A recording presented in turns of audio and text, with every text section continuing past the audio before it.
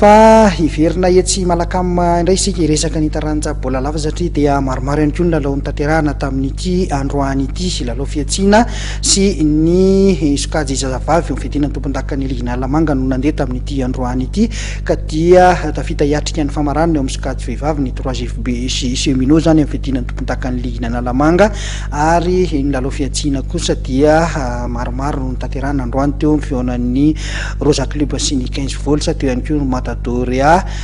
si erzareo VTM Ancalovana VTM Ancalovana zay niverina ny lalao aty amin'ny kianjan'ny Malakama zay manoma tena faratra ihany koa hiatrika ny topilalaovana 7-12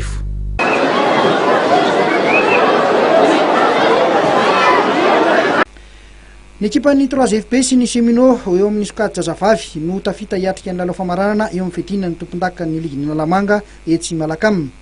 Ny Semino nandresy ny GSM tamin'ny isa mazava 1-3 ary ny 3FB namotsana ny fanjanahary tamin'ny isa 7-20. Ity arahantsika amin'ny sary ity kosa dia nalalao fiantsiana teo amin'ny Rosa Club de Limerina sy ny 15 volts. Nivoaka mpandresy teto ny Rosa Club manao akanjo maitso amin'ny sary tamin'ny isa 13-13.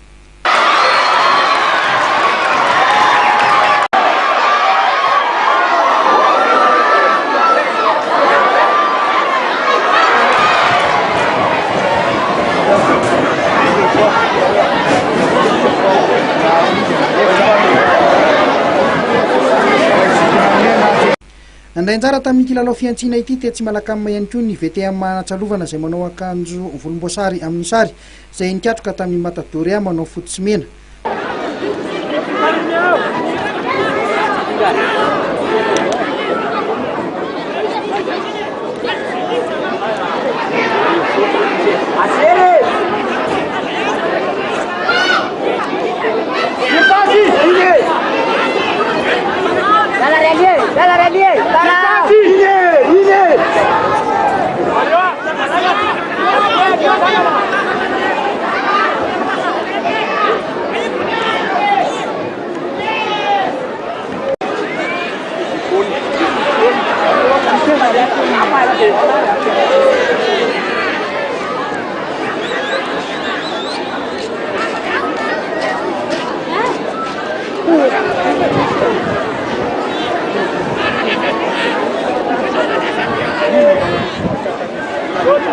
Ufanomanana ny tao pilalaovana 7-12 sy ofisaran'ireo pilalao miaraka ary andaminany raha anatin'ny klub na tonga nay hiatrika izao fananana izao ozy zareo avetsy Ancalovana. Nandrasanay ity fananana ity zany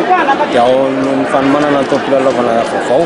izay andrasana Ancalovana anjara manontona ny titipilalaovana ity sady fampifondronana koa ny ekipa sy ny ray aman-dreny izay hita fa nisy olana kely zany ara-pitanana teo sy ara-piralahiny dia ny antony anaovana ity zany mba hampifondronana ihany zareo ity bolo ity zany tsy andaminay miantsina ny roa fa ho an'ny lalao fotsiny zany tetra karazana fanomanana tena rehetrarehetra mba entinay hanomanana ny tao-pilalaovana ity. Noho ny fandaminana dia emitra amin'ny fotoana manaraka kosa ny lalao manasadalana eo amin'ny fidiana ny tompon-dakany seksiona vaky Medina hoy Andriamatoa Rakotony Irina José.